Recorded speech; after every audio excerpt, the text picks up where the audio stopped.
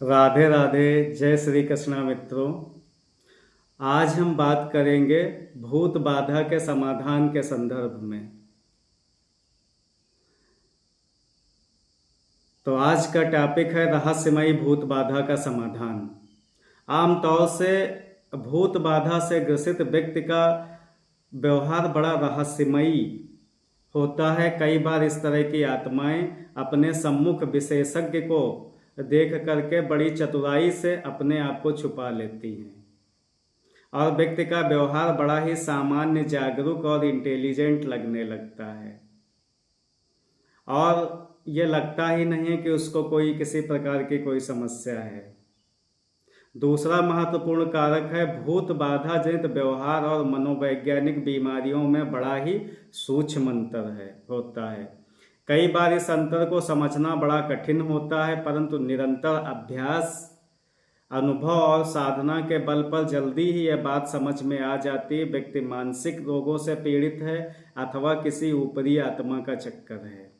चूँकि भूत बाधा एक बहुत ही रहस्यमय बीमारी है और इसको पूरी तरह ठीक करने के लिए कई सारी प्रक्रियाओं से गुजरना पड़ता है। यहाँ पर व्यक्ति की शारीरिक, सामाजिक, सांस्कृतिक स्थितियों को ध्यान में रखकर ऐसे व्यक्तियों का निदान और उपचार करना चाहिए। अगर इस तरह की समस्याओं का उपचार शुरू कर दिया गया तो फिर उसको बीच में नहीं रोकना चाहिए, अन्यथा मौका पाकर इस तरह की आत्माएं कोई बड़ी दुर्घटना अथवा समस्या को जन्म दे सकती हैं। इस तरह की घटनाओं से साहित्य भरा पड़ा है।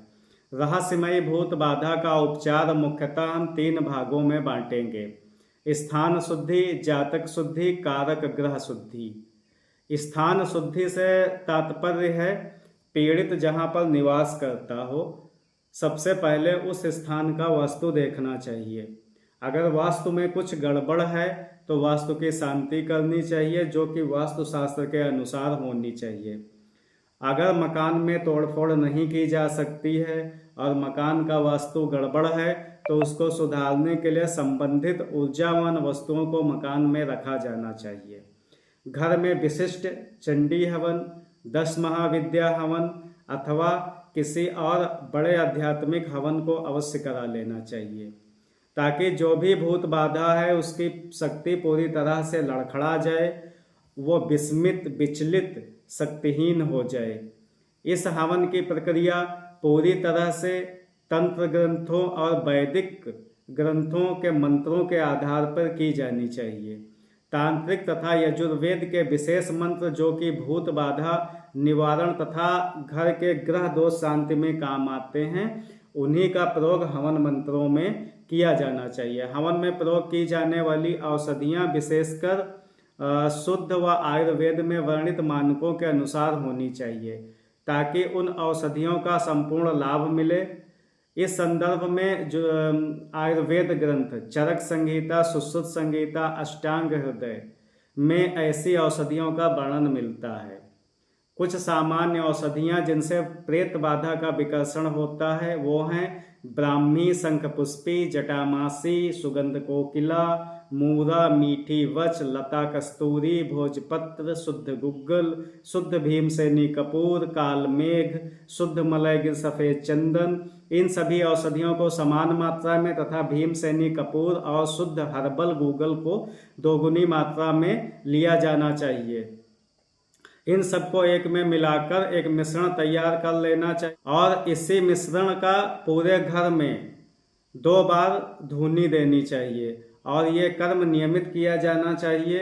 ये औषधियाँ प्रेत बाधा से तो मुक्ति दिलाती ही हैं, प्रेत बाधा जनित नकारात्मक प्रभाव को तो कम करती ही हैं, घर के वातावरण को भी अत्यंत पवित्र, सुगंधित तथा वायरस, बैक्टीरिया का भी नाश कर देती हैं। अतः इनकी धुनी सामान्य तौर पर भी दी जा सकती है। घर में एक अच्छा बजने वाला शंख होना चाहिए, उसको नियमित बजाना चाहिए। उसके जल का घर में तथा पीड़ित जहाँ रहता है वहाँ पर छिड़काव करना चाहिए। इसका आध्यात्मिक और भौतिक दोनों लाभ है। भौतिक लाभ में ये वायरस, बैक्टीरिया का भी विनाश करता है, साथ में पीड़ित से संबंधित भी उपचारात्मक लाभ करता है। घर में शालिग्राम शिला और गोमती चक्र भी रखा जाना चाहिए। घर में नियमित किसी देवता विशेषकर हनुमान जी की शाम को आरती अवश्य की जानी चाहिए। पीड़ित जहां पर सोता हो वहां पर 0 वाट का पीला बल्ब प्रयोग करना चाहिए। गहरे अंधेरे में पीड़ित को नहीं सोने देना चाहिए। पीड़ित के बिस्तर के नीचे मोरपंख अवश्य रखना चाहिए। तो ये कुछ प्रक्रियाएं हैं जो स्थान शुद्धि करती हैं। अब हम बात करेंगे जातक शुद्धि की। जातक शुद्धि से तात्पर्य है पीड़ित पर प्रयोग की जाने वाली प्रक्रियाएं। सर्वप्रथम जातक के लग्नेश अगर पीड़ित हैं तो उनसे संबंधित वस्तुओं यथा रत्न, जड़ी, कवच, यंत्र आदि को धारण कराया जाना चाहिए। इन चीज़ों का विस्तृत विवरण ज्योतिष ग्रंथों में मिलता है। दूसरे, अगर सूर्य चंद्रमा पीड़ित हैं तो उनसे संबंधित भी रेमेडी जरूर करनी चाहिए। इस तरह की समस्याओं में शनि और राहु का असर जरूर रहता है अथवा शनि और राहु के प्रभाव को कम किया जाना चाहिए। निरोधात्मक उपाय किए जाने चाहिए जो कि शास्त्रों में विस्तार से वर्णित हैं। व्यक्ति विशेष की जन्म कुंडली, सामुद्रिक शास्त्र जनित स्थिति व हस्तरेखाओं का विचारण करके बुद्धिमान और योग्य साधक को ध्यान दीजिए।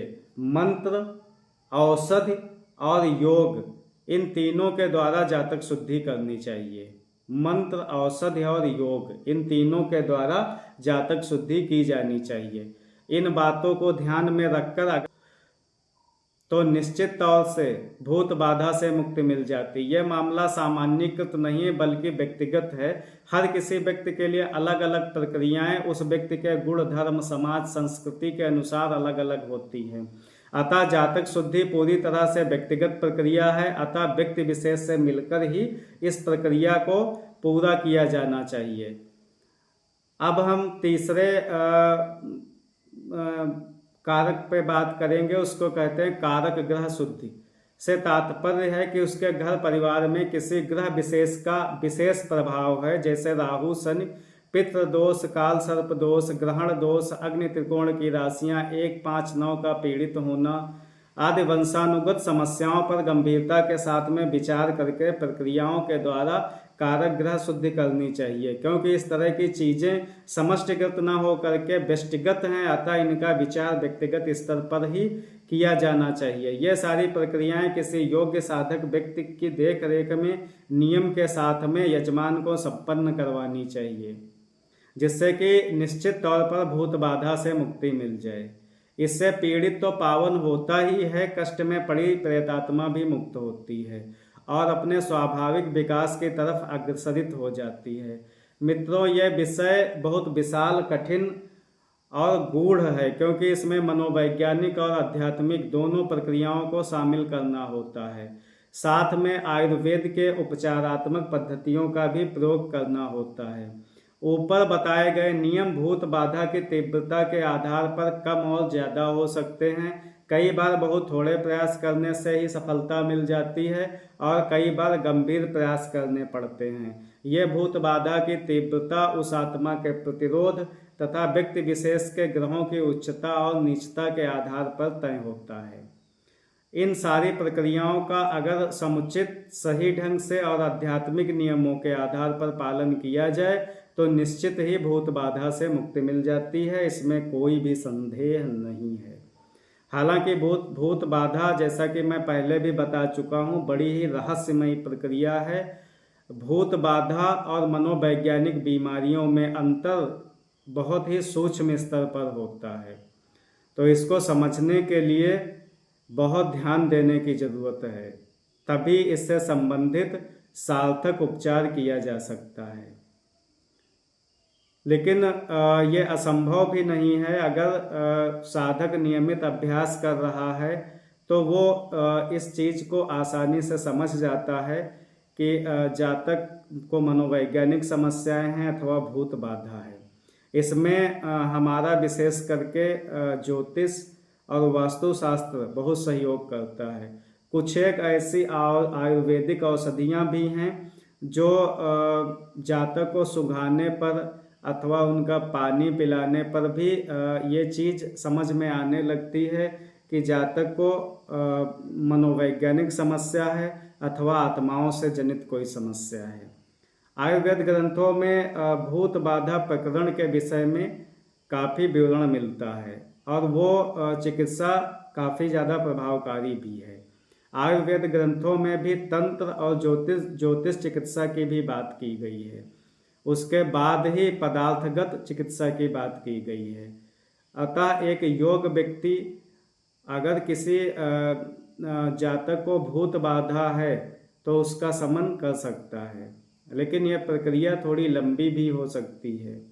अतः इसमें धैर्य और सूझबूझ की जरूरत होती है। इसी के साथ भूत बाधा समाधान से संबंधित हमारी वीडियो की श्रृंखला समाप्त होती है। अगर किसी को इस तरह की कोई समस्या है तो वो व्यक्तिगत स्तर पर अपनी जन्म कुंडली, अपने घर के वास्तु तथा जातक के लक्षणों के आधार पर हमसे फोन से चर्चा कर सकता है। राधे राधे, जय श्री कृष्ण।